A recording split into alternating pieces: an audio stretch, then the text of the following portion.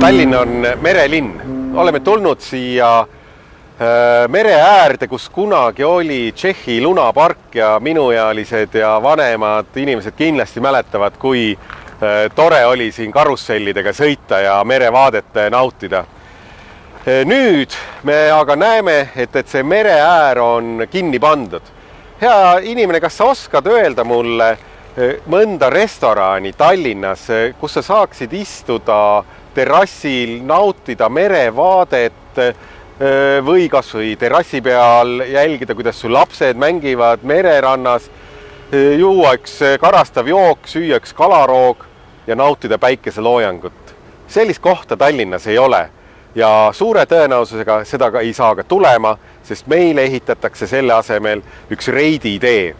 Reiditee on näide sellest, kui rumal saab olla üks inimene, kui ta ei õpi teiste tehtud vigadest. Analoogseid reiditeid on ehitatud mujal maailmas kõikjale, kus linn asub veekogu ääres.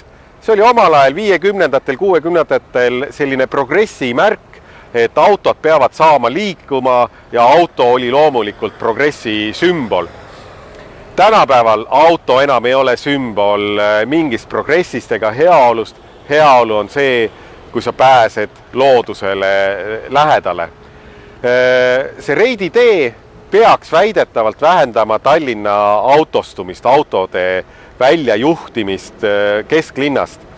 Kõik mudelid, teadustööd näitavad, et see niimoodi ei juhtu, ei ole kusagil juhtunud, ei saa ka juhtuma siin, sest et me oleme nüüd kuulnud, kuidas nii Eckerölain kui ka ilmselt Tallink hakkavad tooma Tallinna kesklinna just nimelt reiditee tõttu oma rekkalaevu ja päevas hakkavad seda kesklinna läbima meil tuhanded rekkad, mis Soomest teele on pandud.